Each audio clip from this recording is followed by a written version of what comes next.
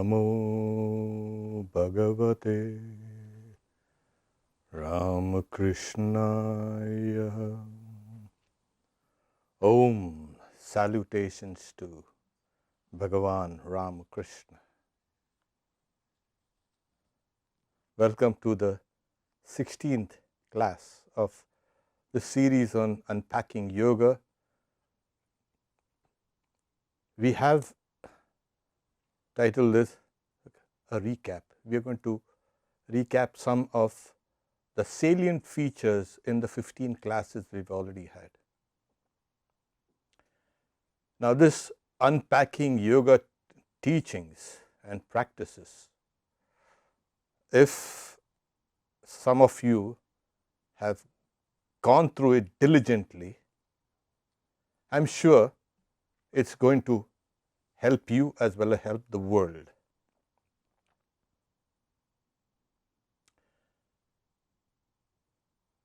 To go through these salient features of these 15 classes. We're speaking about yoga teachings. Yoga is an ancient science of the soul that had been practiced for thousands of years by numberless people. So this science is in a way tested. I'm calling it science, people call it dharma or religion. But it is an practical way of approaching the reality. The goal of yoga is to experience the reality, you see God face to face. And that's why Sri Ramakrishna is teaching this. You can see God face to face. You can talk to Him like I'm talking to you. He used to tell people. This is the hallmark of yoga.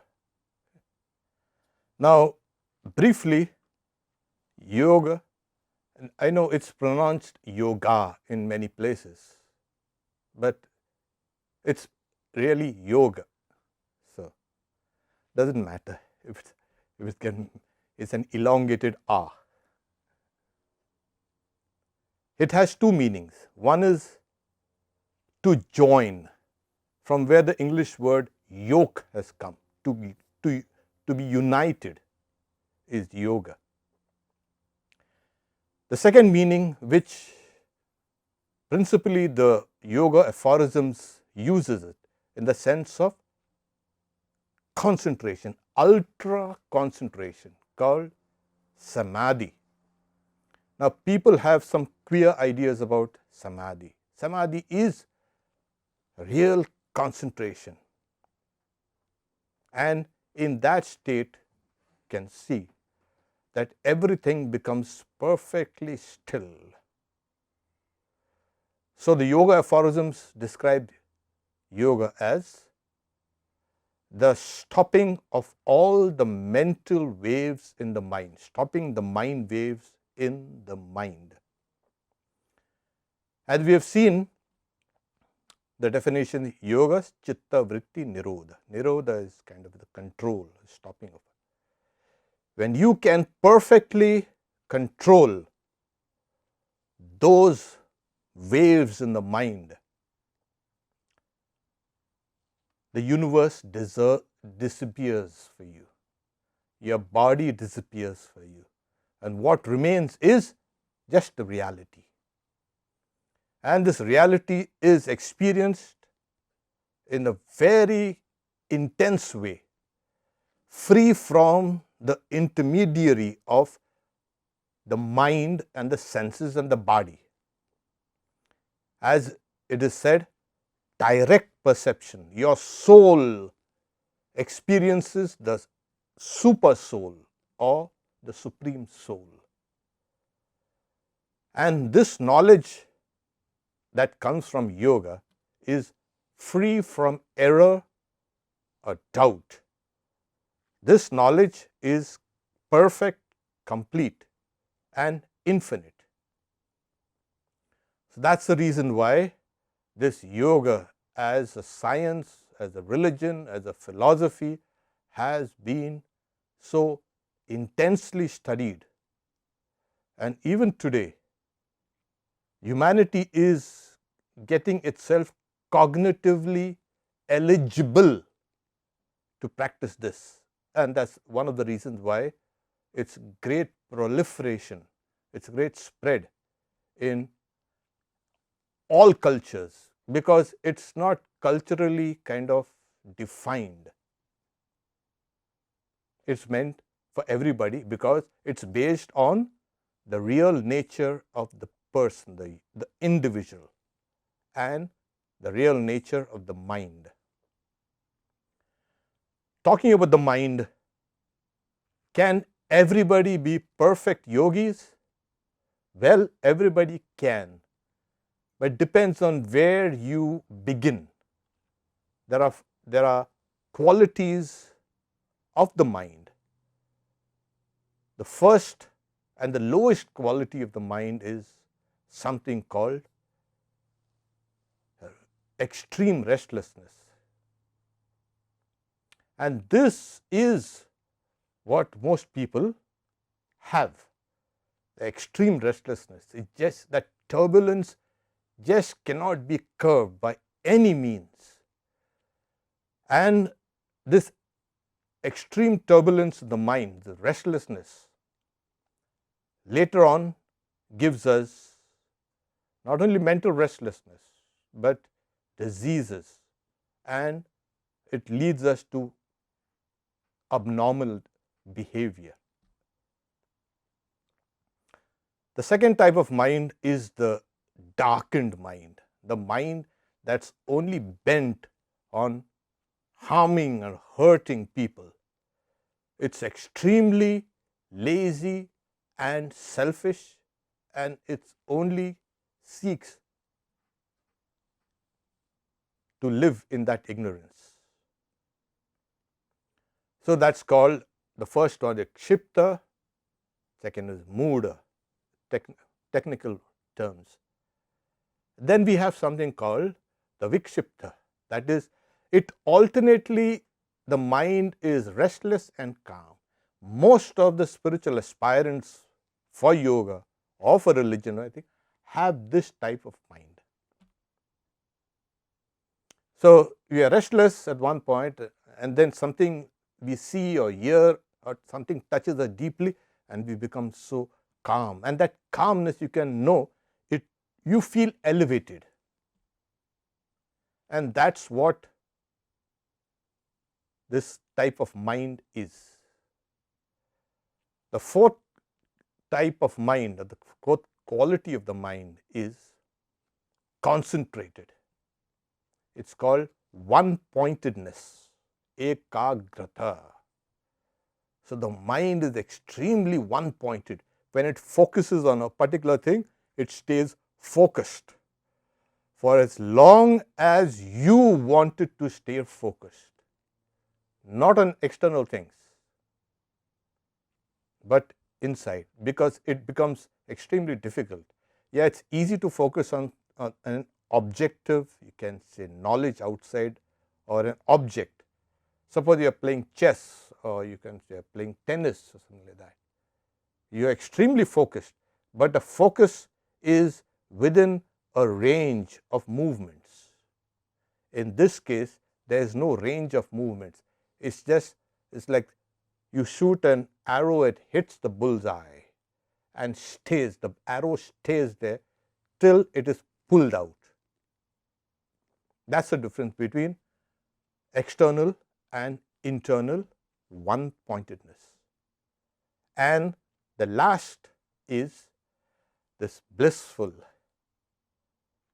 completely controlled mind. As I mentioned before, in the perfect control,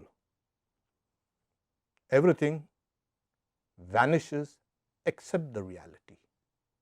And you know the reality as it is, without the intervening layers of memories and emotions and concepts and ideas and all the stuff that kind of clouds our view of the reality. So saying that, Now we have understood, well, can a person start from the third to the fourth and the fifth? Yes. Is it easy for those with an extremely restless mind or with an extremely darkened mind to practice yoga? No. Yoga is very clear. You do something else, you try practicing something else, but this has got its own criteria. So then you evolve from the third, you go to the fourth, and then you go to the fifth. So speaking about the qualities, saying what is the material? Because in Indian philosophy, substance and qualities, it's called guna and dravya. Guna is qualities. Qualities are not floating up in the air. It has a substance. So what is the substance of the mind? The materials of the mind. The materials of the mind, according to the yoga philosophy, and also which is based on the ancient Sankhya philosophy. It's one of the most ancient philosophies in the world. They have these three gunas called sattva and rajas and tamas. Sattva is that which is light and joyous and peace and unselfishness and knowledge, etc. Rajas is the passion, the name and the fame, to be constantly busy and working. And the third quality, tamas, is, as we know, lassitude, indolence, sleep, sloth, and we do everything in a kind of a haze of selfishness. So this is the material. All the three, you can say gunas, sattva, rajas and tamas, are there in the mind. One quality or one material predominates. You cannot be feeling so elevated all the time and then suddenly something comes and topples you down. There you are gone down. But one characterizes the mind, one quality characterizes the mind. So this is, now where is the mind? People say, where is the mind? And I have told you the materials, I have told you what its qualities are, but where? One thing is for sure, you know it's within. Obvious. It's somewhere within, but where? Somewhere. Well, neurology says it's here, latest sciences say it's everywhere. But I'll give you a kind of a crude example. Can you think of yourself as just molecules and atoms? It's just impossible for you. At this stage of knowledge and this stage of cognition and this stage of the senses, it's just impossible.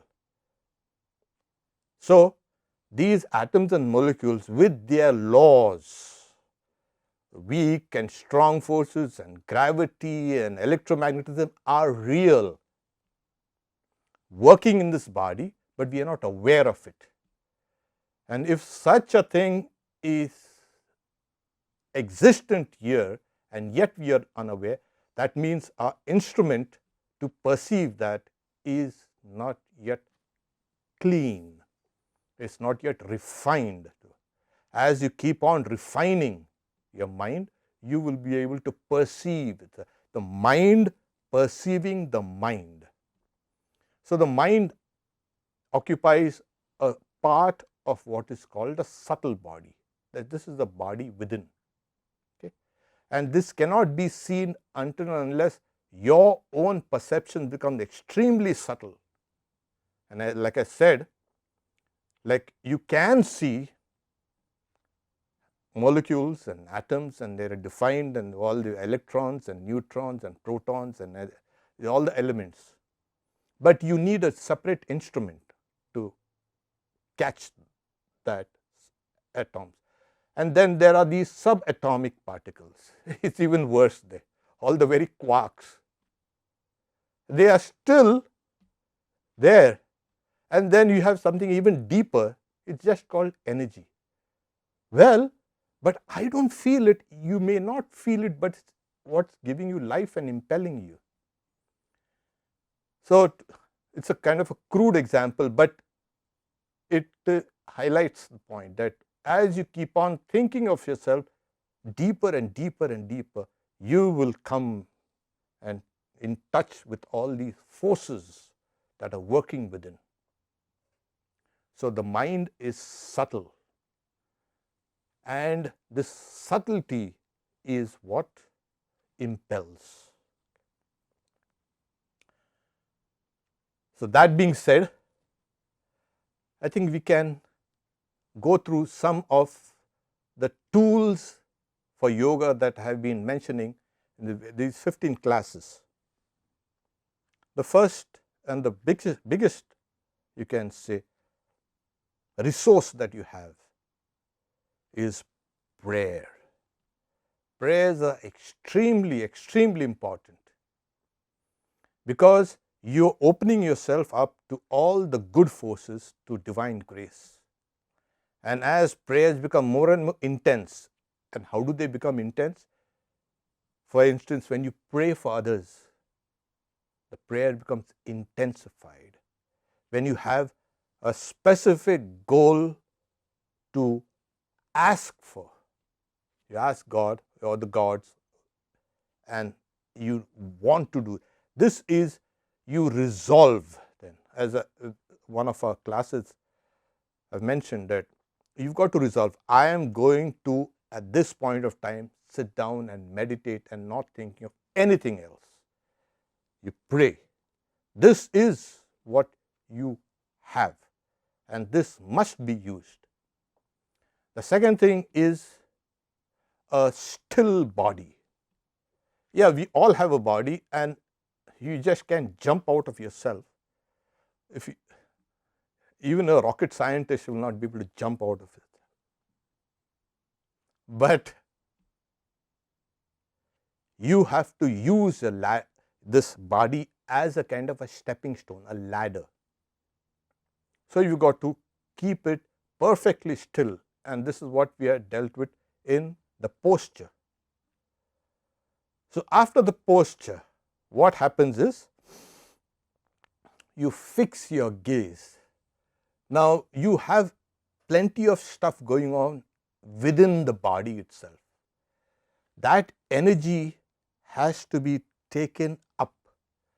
If you eat a very large meal and all your energy, your vital forces are going to digest that food, you will have less, you can say, energy for you to meditate, and obviously you feel sleepy, etc. So you have got to curtail certain activities that are going on within your body. So that's the first thing. When you sit down, be perfectly still. That reduces a lot of tension in the body. And then fix your gaze somewhere up here. As the two eyeballs are fixed, the optic nerves that go around from the eyes to the, and they go directly to the brain. In fact, the optic nerves are called the extension of the brain.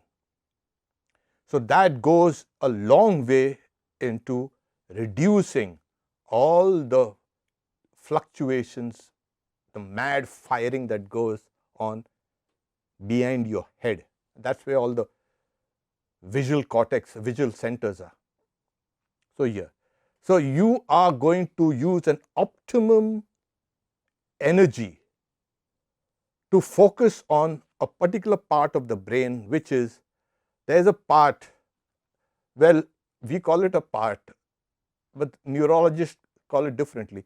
There is a section of the brain where there is a clear distinction between the self and the not self. This self has got a clearly defined boundary and clearly defined ideas about what this self is. So there is that boundary between the self and the not self. This is a not self for me. This is a not self for me. I know this because that part in the brain. So that lights up. And practiced yogis can go to that part and stay out there. These are found out in numerous scans. But we are not interested in the brain. We are going to do something which is beyond the brain. It's reflected in the brain in those areas. Okay. The third resource that you have, we all breathe, yeah, but we don't breathe as yogis. Yogis, when they breathe equally through both the nostrils. So when you are angry, you check your breath. It's like it goes like a in burst. When you're calm, your breath is slow and deep. And when you're upset, see how things go up in your breath. So the yogis say that when you're breathing more through the left nostril, your mind is calm. When you breathe more through the right nostril, your mind is restless. You've got to balance both these. As I have mentioned it in some of the breathing exercises, they kind of make the breath between both the nostrils equal. So with equalized, so yoga is not interested in your nostrils or your breath. This is just a tool to make all these psychic currents within flow in a rhythm. That's important. You have these two mighty currents of the in the psychic body called Ida and the Pingala. When they are flowing in a rhythm, they open that secret, you can say, third. It's not called a nerve. It's more like a hollow canal called a Sushumna. That is opened up. So when you practice meditation, both you can say, nostrils are breathing at the equal pace. So this is another resource for you. You have breath, yeah, you can manipulate it to become a yogi. The next is awareness. This is a powerful tool that you have. Everyone has awareness or attention, and it can be switched from one to another. The choice is yours. You switch it from the rambling thoughts to a concrete, perfectly still object in the mind, maybe a symbol, maybe a word, maybe the image of God. You focus it on it repeatedly, and when it strays away, bring it back. It strays away, bring it back. This is called practice. What the yoga aphorism says, abhyasa. And Sri Ramakrishna has placed great emphasis on this practice. It's just practice. How long? That will depend on your desire to see God, your desire to realize the truth, or to know existence, or to know the secret of the universe. Yes, so this attention or awareness, what do we call, starts expanding. And as it starts expanding, why does it expand? When you are practicing paying attention, you've got to really pay attention. Yes. So you got to pay attention, and as you pay attention, consciousness becomes more luminous and expanded. That's because you are laying a new set of memories over the old set of memories that are called fluctuation, that are disturbing, that makes the senses and the mind externalized. You are laying a new set of memories through your practices, which makes you internalized. It has nothing to do with introversion or anything like that. Your mind gravitates inside. It's not that it only gravitates, can come out, but you're, as it were, you're digging deeper and deeper within yourself through these practices. So as it expands, your memory is something called purified. You have memories only of yoga. And when these keep on increasing and increasing, and the old memories, the harmful memories, the sorry, sad memories are all disabled, that is the tipping point. The next resource, which one of the greatest resources that anyone can have and everyone can do, is constant looping prayer over and over and over and over again, called japa of a mantra. Holy Mother says that one can attain perfection through japa. Japat siddhi. So if we can keep on practicing these things, then what happens? Now you are coming to the very outer reaches of the mind's limits, the conscious mind's limits. You are getting a peek into your own super conscious realms as it keeps on expanding. Expanding into what?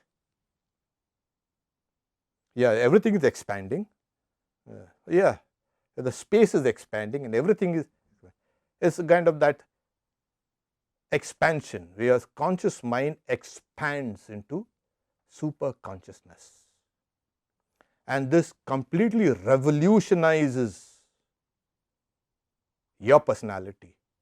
The first thing is, we do get peeks into this from time to time, but it has to become consistent through practice. You will have visions, you will have dreams, and you can see things, all the powers in the mind, things called clairvoyance and clairaudience and all these things. They are just by the way, simple. Things will come to you, you can understand things.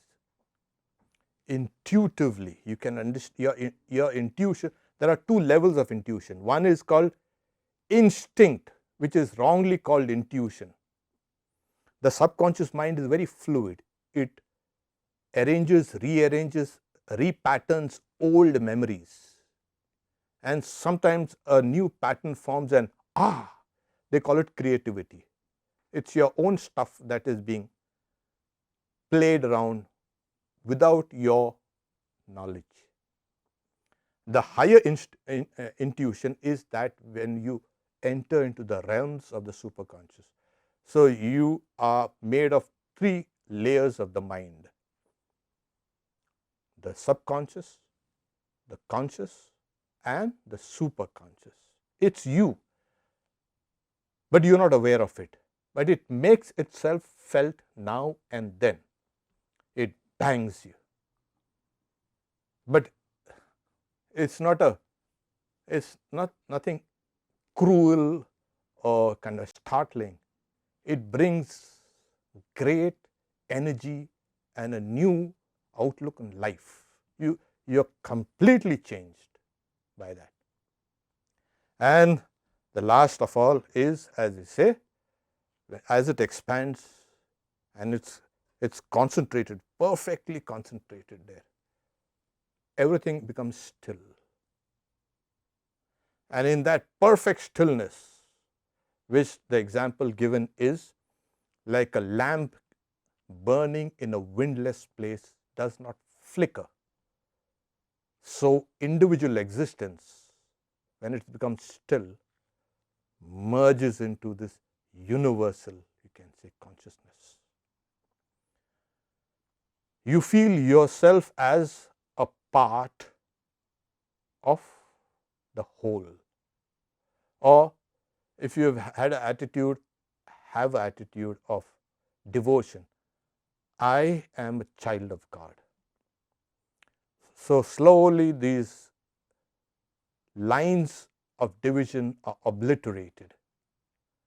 And in the highest reaches of yoga, which is called samadhi. And I said samadhi is not, we got some very strange ideas about samadhi. It is just ultra concentration, where time and space and the universe and everything vanishes. You feel you have transcended everything. The soul becomes so powerful, it understands its real nature. That is called liberation. And as I said, the goal of yoga is to liberate you. So this much for a recap. It was brief, but these were the salient points that were discussed in the last 15 classes. I would like you to go through some of them to kind of refresh yourself, practice them according to your capacity, of course. And this will not only help you, like I said, but help the world. It will integrate you. When you are really integrated, spiritually integrated, people get integrated with money maybe, or name or fame, and that's what drives them. But spiritual integration is much more difficult, and it's what has to be sought for, because something comes in your life. If you're rich, you'll become a beggar the next day. But when you have this spiritual treasure through yoga, nothing in this universe can take it away. It belongs to you and you alone. No trial, no tribulation, nothing. The Bhagavad Gita says that person is not, you can say, shaken by even the strongest of sorrows. So this is what yoga can do. In this life, you become perfect, and then you become perfect in yoga. Om, peace, peace, peace. We'll open. Okay, the first question is, Swamiji, even after 7-8 months of starting to meditate, I can't do it at a stretch for more than 20-30 minutes with occasional deviations of my mind. How can I improve on the quality and length of the meditation time? Well, if you're going to do it, if you can, and you're doing it for 20 or 30 minutes, stick to that right now. Because as you said, it's not occasional deviations. There are plenty, the plethora of divisions, I'll tell you. So that you are practicing for 7-8 months, it's wonderful. So whenever you feel the mind is extremely restless, just become aware of your breath. Bring your mind, join your mind to your breath, and have it equalize slowly and slowly. And that will bring your mind back inside. And as the mind is brought back inside, once again refix it. The whole, you can say, yoga or any religion or anything depends on practice. Here they do speak about grace of God. It's like, but when you take one step towards God, God takes 10 steps towards you. But you've got to take that first step. That is what is important. So keep on practicing. And I'm sure, like in the first months or the first few days or weeks, when you began to practice, it was difficult. And now things are becoming a little easier. So sometimes it takes a lifetime. Don't worry. But even if it takes a lifetime, when you come to the end of your lifetime and you have come to the end of your yoga, you've got everything. You got everything. So as you also practice, you see, practice has got one positive, you can say, aspect. It gives you joy. Sri Ramakrishna calls it bhajanananda, the joy of spiritual practice. So try to make it interesting, try to make it joyous. Don't go to meditate cursing the world. Okay. That will make it kind of painful. So go go and practice it, and that the nature of practice itself will give you that joy. Yes, you ask an athlete, when that athlete gets a gold medal or something like that, ask the athlete, what grind has that athlete gone through all her life? Yeah. So, but what kept her going all her life? Well, yes, the gold medal, yes, okay. But that very practice has created an additional impulsion. I must go and practice it next year, next year, next year. So practice, as we say, makes perfect. So one day's practice will push you to the second day of practice, and the second day of practice, that's the nature of karma. That's the nature of practice. Keep on practicing. 7 or 8 months, well, good, but you can keep on at it over and over again, and you won't lose it. As the scriptures say, even a practice of a little of this dharma saves one from great fear. Swalpamapyasya dharmasya trayate madha. Okay. Also, how do I refrain from trying to evaluate my practice? Is it okay to question my progress or some kind of evaluation? Oh, yeah. The evaluation is, am I becoming more loving? Am I becoming more unselfish? Am I becoming more kind? That is evaluation. People say, oh, this yogi closing his eyes or maybe blowing through his nose, useless, is a useless thing for humanity and for the universe and for existence. Got no use at all. No. That yogi is expanding his self, and not only that, it helps others spiritually. People will feel blessed to be with you. Otherwise, the people, they criticize you and they exploit you. So the strength that comes from the practice of yoga is tremendous. There is no doubt about it. All fear of death, of diseases, of taxes, of everything goes away. Of course, you pay taxes, but you're not frightened anymore. You're certain that I am being looked after by God. The certainty is so intense, nothing can shake it off. This is the evaluation. I could tell you how calm your mind is, how concentrated you are in your work, how do you waste your time doing a simple task, that task which takes about 5 minutes or 10 minutes to accomplish. You're sitting down and reading the newspaper, watching the news, surfing the net, and then going to that task. You're multitasking, whatever. So that task, that 10-minute task becomes 1 hour. So you are reducing time, you are making your life qualitatively better. All the superfluous things and superfluous thoughts are gone. You become a better person. You become more observant. You become more kind and loving. The question that was asked is, so we started with the prayer, and as you keep on praying, your consciousness expands, and there's a focus as well. Is there a kind of an interruption for this prayer? Well, it loops over and over and over again. Now you're not doing it consciously, your very spirit is praying.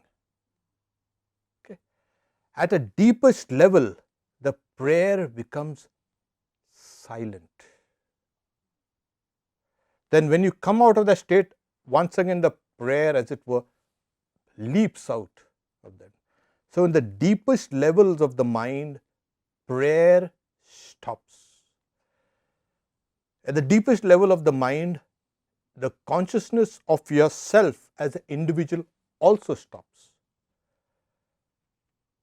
The consciousness of having a body also disappears. The consciousness of having even a mind also disappears. What remains is the constant japa, the looping prayer over and over and over again. It becomes slower, deeper, subtle, and then stops. And where does it stop? It is actually leading you to that depths of silence. That is where it leads you, and that silence is what is called samadhi, or the self, where you can see your own soul. I mentioned in one of my talks that when the mind reaches the heart center here, you can see your own soul like a flame, not a flame. They're saying otherwise it's a flaming, the flame. In Sri Ramakrishna's words, of course. So in that stage, what happens is you become mute. Why? My God, it's so glorious. And I was thinking of the soul as weak and kind of, wicked and all sorts of nonsense. You become quiet. Suppose you have a very strong emotion, you cry, and then you become silent. That is where japa, the mantra, or the prayer leads. Any prayer, I'm not talking about just a specific. So there is a prayer which is chanted in Hollywood, which is a translation of Sri Chaitanya's, you can say, prayer.